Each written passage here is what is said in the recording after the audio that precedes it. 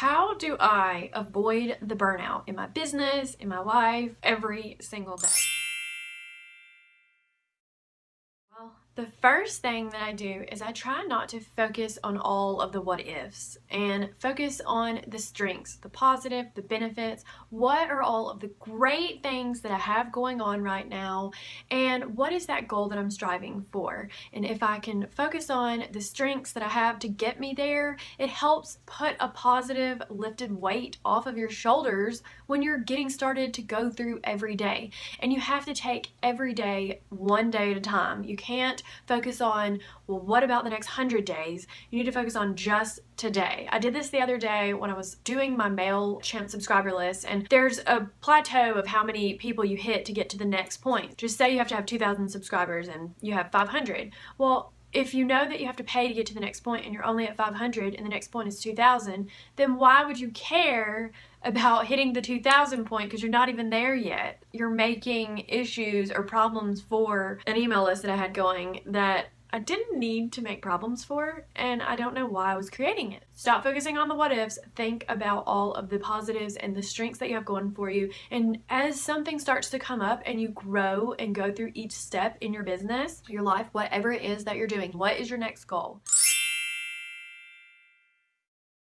I know this may sound harsh, but I often think about what would I do if my parents weren't here tomorrow, or my grandma, or if this house that I was in wasn't here tomorrow, my car, my spouse. I go to the extreme and I say, what would happen if I lost this person tomorrow, or I lost this thing that I am dependent on or feel dependent on? How would I act? How would I react? What would be my plan of attack? I know it sounds so harsh, but what if you got in a car wreck tomorrow and you weren't able to perform the task that you're performing today? Your life would be changed. You'd be forced to just do something different than what you're doing right now, or you'd be forced to adapt to the next part in your process, your business, and whatnot. Don't force yourself to just be in these circumstances, as in today. Put yourself into tomorrow's shoes and say, well, what if tomorrow was different? How would I be acting today? If I knew I wasn't going to have my loved one, or I knew I wasn't going to be able to walk tomorrow or do something tomorrow, how would I do today different?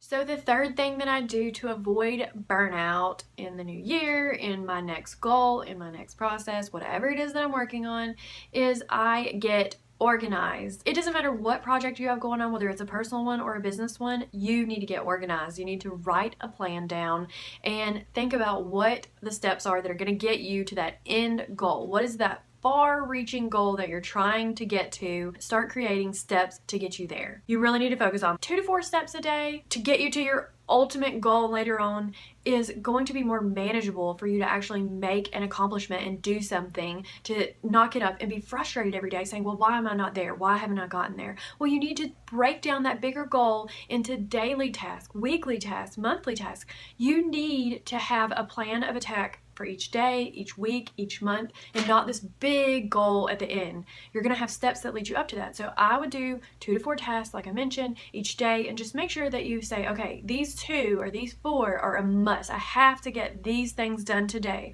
or I don't move on to the next process, or I will not be fulfilled. But if I only accomplish these 2 things today, then I'm going to be fine and I'll be happy with the rest of my day, even if I don't do anything else. Start breaking down those bigger goals into smaller goals, and each day accomplishing 2, maybe 4 smaller goals to get you to the bigger one, and you're going to feel a lot less pressure that you have to have this big, huge mystery done at the end of the day. So my 4th tip for avoiding burning out is outsourcing. Outsourcing your weaknesses, outsourcing those extremely time-consuming tasks, those tasks that you do every day, over and over, repetitive tasks that you could probably give to someone else. I started to make so much more money. I had more time. I was more relaxed. Once I was not only organized, but I started to outsource. I started to outsource my processes and give them to other people so that I could focus on the bigger task at hand and what I had going on in my business. The thing to remember about outsourcing is that you get someone to help you get things 80%.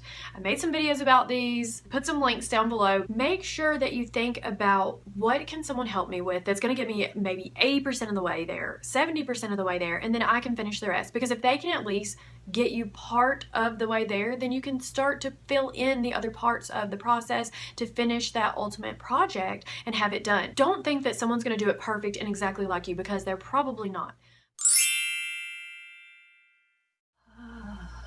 Okay, my last and final tip for how I avoid burnout is to take a break. Take a break, relax, get away, disconnect, whatever you want to call it. It can be for 5 minutes, 10 minutes, a day, a week. You have to figure out what works for you, and what works for me may not work for you. I take tips and tricks from many different entrepreneurs and mentors that I've kind of found and followed over the years, and take them and do my own thing with them. So I learned what works for other people, and one thing that they all keep saying is take a break and get away, because when you have that 9-to-5 job and you go to it every day and then you come home, it's like you know that after 5 o'clock or after 4 o'clock, whatever time you get off, that it's your own time, you can do whatever you want, and then you got to be back in the morning. So the problem that us as entrepreneurs kind of tend to fall into is we don't take a break, and we tend to just put so much on ourselves and think everything has to be done in a day, but it really doesn't. Take a break, breathe. It'll help you with your creativity, even if it's just to get outside and walk around. Maybe you take a vacation, maybe you go hang out with a friend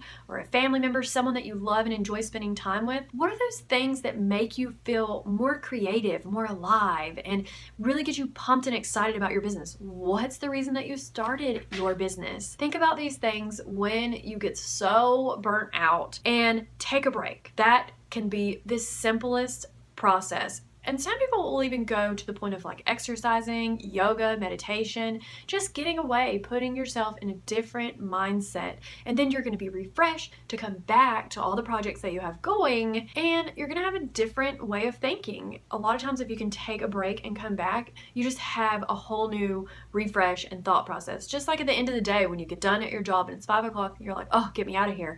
You come back the next day and you're like, oh, I've had a good sleep. Or even the weekend, you get done with your weekend, you come back on Monday and you're probably like, I have this job to do. But you probably feel a lot better on Monday than you did on Friday when you're ready to get out of there. The biggest dream killer is people that don't take a break and take time for themselves. If you're not taking care of yourself, then you're not going to be able to be there later on to show up for other people and get these tasks done, whether it be just showing up for yourself. At some point, you're gonna have to show up for other people. So start taking care of yourself now, getting healthy, getting in that better frame of mindset, taking a break and relaxing. It will make you so much more creative in the long run. So those are my top 5 tips for how to avoid the burnout, especially if you're an entrepreneur, because we all know it can be lonely on the ride and it can be lonely when you get to the top. So I want to know, what is your goal? Either something to stop doing or start doing. Put that in the comments below and let me know. If you want to avoid the burnout when it comes to your business, then it might mean that you need to make sure that you have all of the pieces of the puzzle in place. And I have created a cheat sheet for how I do not get burnout whenever it comes to a new business idea, which is